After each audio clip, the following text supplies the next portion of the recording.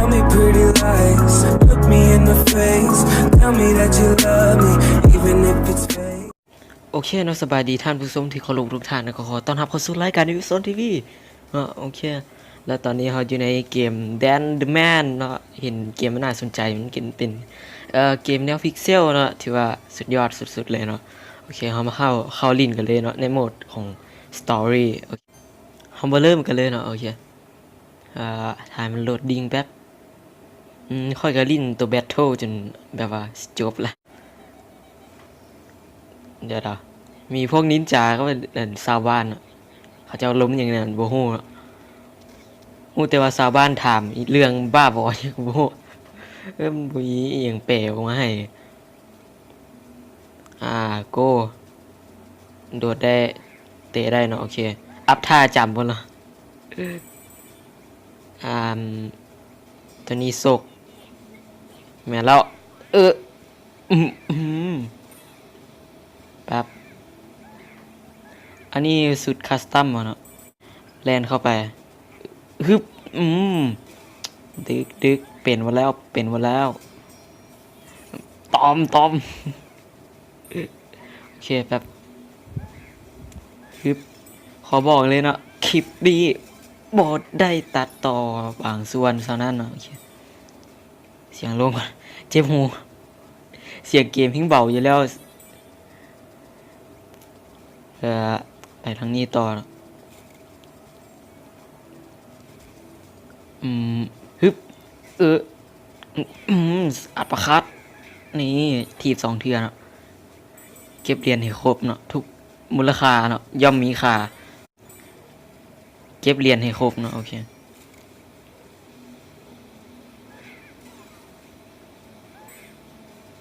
ฮึบทุกกีบย่อมมีค่าไปทางนี้โอเคมาเลย surprise motherfucker อัดประคัดใส่ไหเปิ้นบ่ต้องก็ได้ติโดดไปมันมีบอลลับๆเนาะใส่วะเดี๋ยวได้ละนี่สเกรดอย่างบ่ฮู้อ่านบ่ทันนี่กองทัพนินจาติดไอโฟนเนาะบ้าไปแล้วเฮียมีแล้วว่ะเอาเซลฟี่เฮ็ดหยังตอบโอเคถูกหายก่อนฮึบช่วงนี้อาจจะบ่ค่อยเห็นค่อยอัดคลิปย้อนว่าค่าเวียกเนาะค่ากดกาหรือเขาจะเอิ้นว่าเทสนั่นแหละฮึบที่ไทยน่าจะปิดเทอมเนาะที่ลาวอย่างเนี่ยมาเลยดึกฮึบอัดประคัดมาเลยหมัดอัคคีท็อปไฟเอาดาบไฟฮึบได้ละมันมีบนลับหลายเนาะเพราะฉะนั้นเราต้องสังเกตไวฮึบโอเคเช็คพอยต์แล้วเช็คพอยต์หาหอกอย่างงูเกมอันนี้แหละเวลาตายแล้วเขาก็ต้องตายเลยแบบแบบว่าจังได๋วะเวลาสมมุติเขาตายปุ๊บเขาก็ต้องมาใส่เหรียญเพื่อเพิ่มชีวิตให้มันเพื่อฟื้นคืนชีพลงเพื่อฟื้นคืนชีพแล้วมาเกิดอยู่บนเช็คพอยต์แต่ถ้าบ่มีเหรียญมึงกับหมดปัญญาฮึบไว้โอ้โหมีไปทางนี้เนาะโอเคลิฟต์ไว้ฮึบโดดไปแล้วโอเคเบิ่งหนูนะท่านผู้ชมเล่นเข้าต่อไม้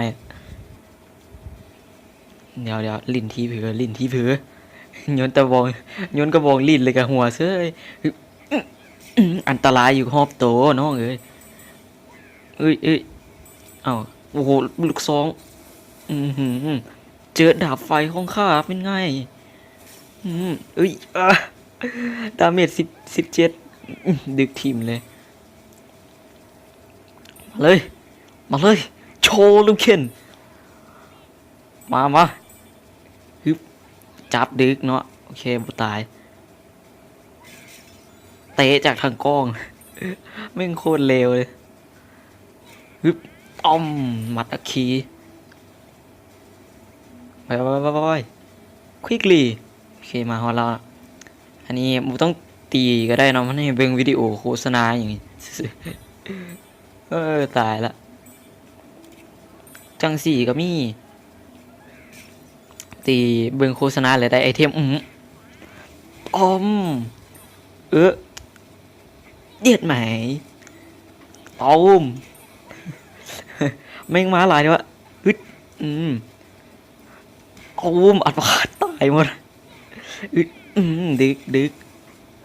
ออบโดดได้2 เทือเว้ยโอ้ถือซะอีกบาทหนึ่งรอคนมาหลายๆเนาะบ่มาแล้วบ่ตายซะค่ะสันตายว่าโทดาเมจเท่าไหร่วะ17ว่ะ17พุ่นน่ะแม่นเนาะ75เฮ้ยว้าวผิดว้าวถูกตอนนั้นทำลายหูปั้นพลาซาเนาะท่าเต้นเฟี้ยวมาก